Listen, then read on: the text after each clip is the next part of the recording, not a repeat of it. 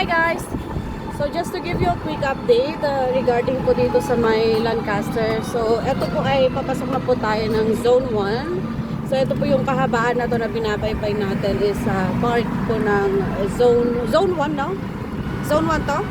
Yeah, Zone 1. So naka e-bike lang po kami ngayon and mahangin po siya. Ito po yung MS-11. So MS-11 main. Yan po yung mga bahay dyan. And then, malalaki yung mga bahay dyan. And then, on its left naman, ito yung MS8 naman po siya. So, mga single attached houses po lahat yung mga nandito. So, magkabilaan, bali MS8. And then, ito po sa kanan is MS6. MS8 ba? Yeah, MS6. So yan, and then, pero pagdating na po dito, medyo wala na siyang kabahayan. Mga for development pa po itong area na to. Yan. So medyo mahaba-haba itong area na to na wala pang kabahayan. Pero part pa rin po ito ng Lancaster. So part po ng Zone 1. Actually, malapit po ito sa Zone 2 kasi. Tapos, pagdating po dyan, like in 100 meters or 200 meters, andito naman po sa kanan natin yung open, yung way papunta pong open canal. Masarap mag-e-bike pagka hapon. Hangin, presko po yung hangin. Ang maganda dito sa Lancaster, talagang fresh pa rin po yung hangin na malalanghap yung away from pollution. So ito na yung, if you turn right, that would be going to open canal. Yan po siya. And then, pagka nag-turn right ka po dito, yan, yung kung saan po nag-move yan, yan. Andyan po yung dinidevelop na, sabi-sabi po ha, SM daw siya.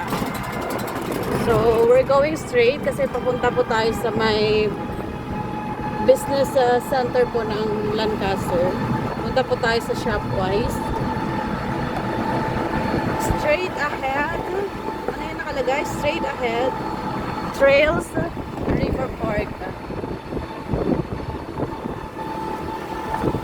Ay! Slow down. River Park? Saan yung River Park na yan? River Park Trails. Maganda yun ano dito. Maraming nagja-jogging pagka umaga or hapon. So yun, may nagja-jogging po tayo makikita madadaan na isa. Yan. Ay, dito Han. Dito sa kanan. So ito yung bagong park na River Park Trails if you turn right. Pero hindi po tayo pupunta dyan. So pag nag-turn right ka po dito, yan, marami pa rin pong mga villages dyan. Usually mga MS and SS pa rin po siya. Yung mga single attached na mga bahay. So kaya po nito, this is MS, I think MS po din na bahay. So yung kahabaan.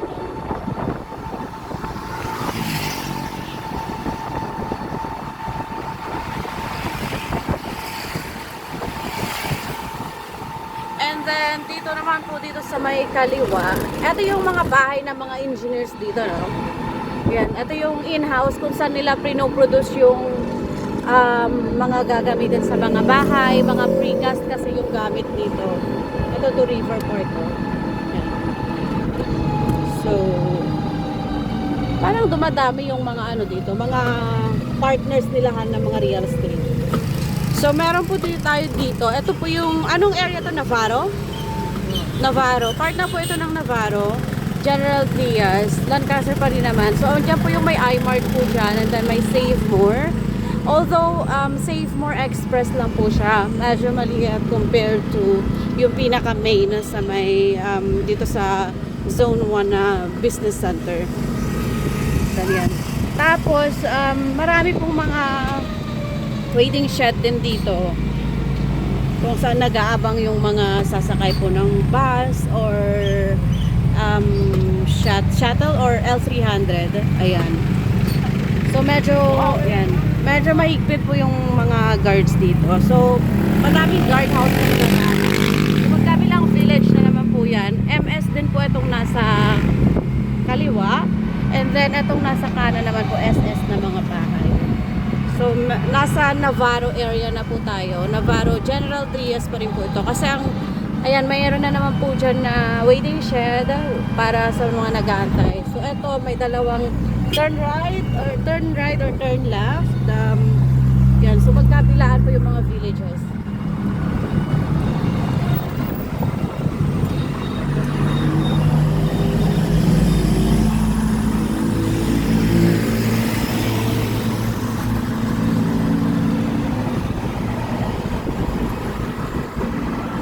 MS tsaka mga SS na bahay yan lang. Maganda po yung landscape ng Lancaster. So, wala na yung mga Christmas lights siguro, tinanggal na nila.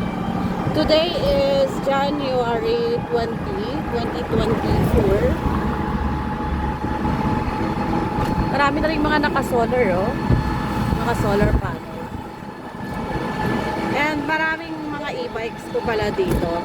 Kasi medyo malayo talaga pag pupunta ng business center. Although may mga talipa pa naman na nearby. Ayan, kaya po yan. Another waiting shed. May sariling shuttle po kasi ang Lancaster na umiikot every 30 minutes. Meron ding mga FE. Ayan, another villages dyan. Turn right, turn left. So yan po yung shuttle ng Lancaster. And the good thing pala, pinadali na po nila yung transportation in the sense, let's say pupunta ka po ng ibang area, meron na pong bus na going directly to PTEX.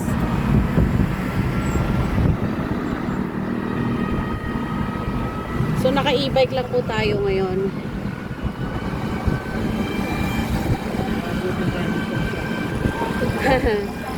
Pagka e-bike nga lang, syempre medyo mabagal compared to naka-kotse ka. Pag kotse madali lang.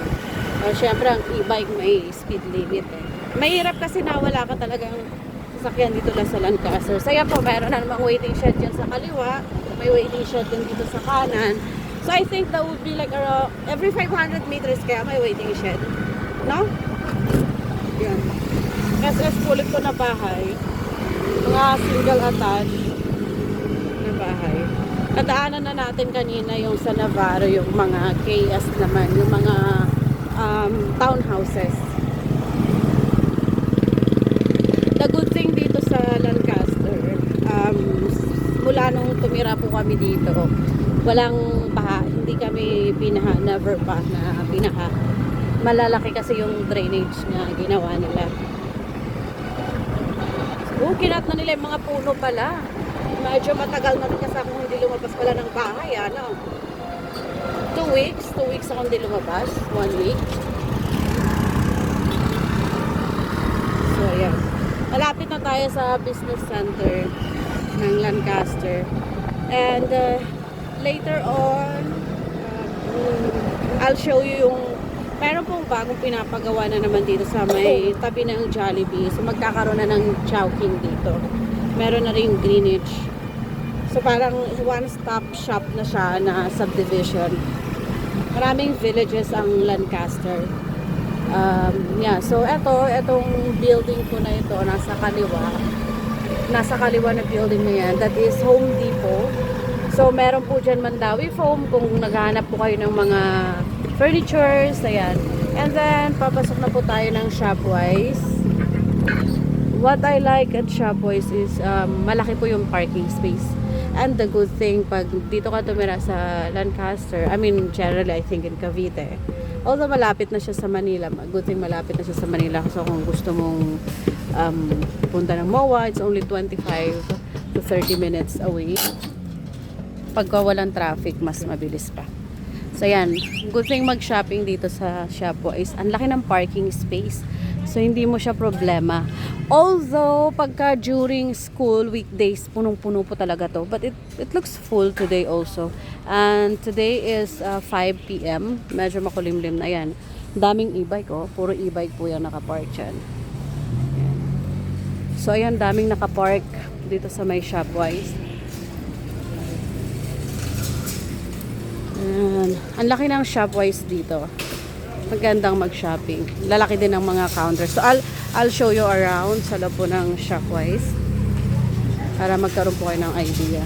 And then dito sa loob ng Shopwise, may food court din, may kainan, may mga kainan, of course the grocery. Tapos ayan, so papasok na tayo ng entrance.